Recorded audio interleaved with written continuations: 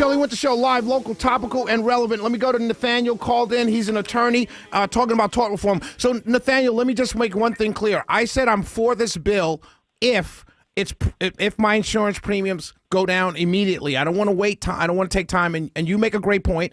Insurance premiums have never gone down where tort reform has been passed. So my argument for agreeing with you is that if it doesn't go down, Republicans will get hammered in 2026 in statewide elections. You make the last point. Go ahead, Nathaniel.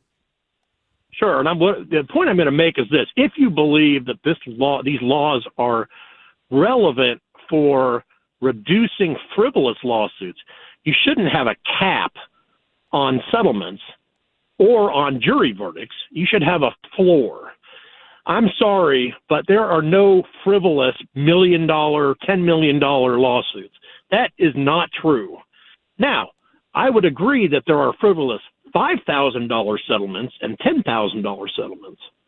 But the big ones aren't. The insurance companies don't settle for millions of dollars. I'm sorry, that's a fallacy. They'll take the case to trial, period, end of story. The frivolous ones are the nuisance lawsuits, right, where they settle out for $5,000 or right, $7,000. That's fair.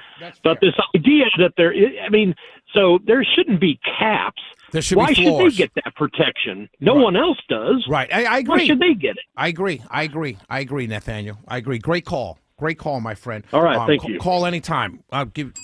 Great call, my friend. Thank you. Let's go to, I want to talk about the media. So here's the story. Everybody hold on, coming right to you. This is a big issue. Tort reform is a big issue. Everybody hold on. So Carolyn Levitt basically shrunk the pool reporter. So let me explain. There's a White House press briefing, right? That's where everyone's in that room and you see them raise their hand. You see it a lot if you don't watch C-SPAN and places like that. But if you watch movies, you'll say, Mr. President, Mr. President. And all these people are screaming and they'll say, John from the New York Times or whatever, right? That's the press White House briefing room. Now, there's pool reporters. These are the reporters that when the president, let's say, is on Air Force One, and you see sometime he'll be standing in a doorway and they'll be yelling questions at him. Those are the reporters that go everywhere with the president, right?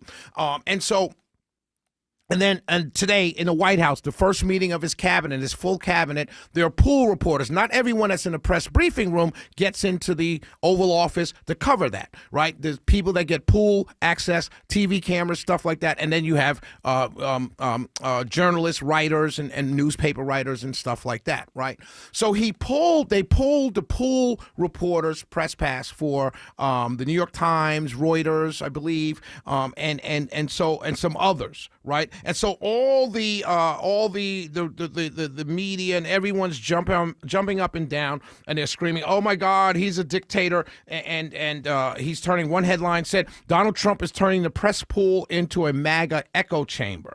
Okay, and so what he's done is he's basically, the White House correspondents have always been responsible for the pool of reporters, putting people in that pool. They have been the people who have been responsible for that. And so the White House, Carolyn Levitt, said that day one, we're going to take control of that process. And so everyone's calling him a dictator. One guy, Peter Baker, said that I was covering the first days of Putin's reign when he got elected, and this reminds me of what he did with the Russian media, right? And so here's the interesting thing. Let me point this out to you.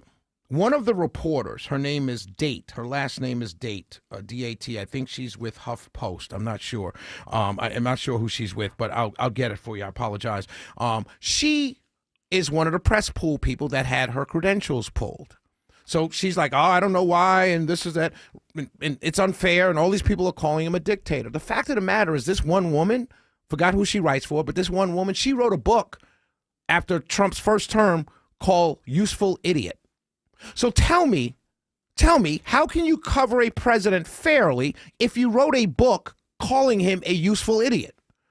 See, these people, you got to understand, what Trump's doing is saying, no, I just want fair people. Now, they added Newsmax and OAN reporters. Now, they could say, well, these people support him. That's why. Well, you are against him.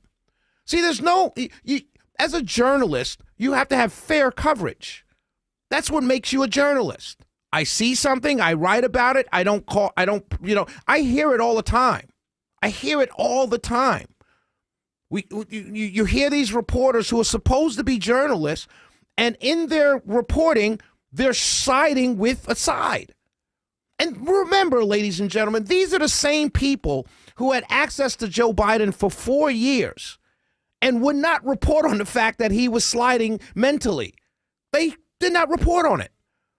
And so when you say Trump is only bringing in reporters and journalists that are friendly to him, you guys have been friendly to Democrat administrations for the last 25, 30 years.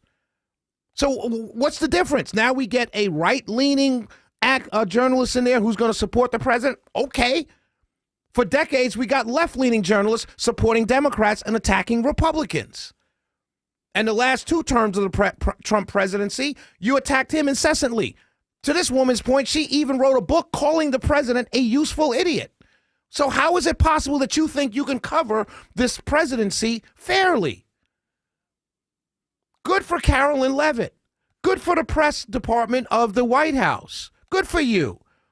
We all know that Clinton, Obama, especially Obama, and Biden were all covered favorably by the legacy media.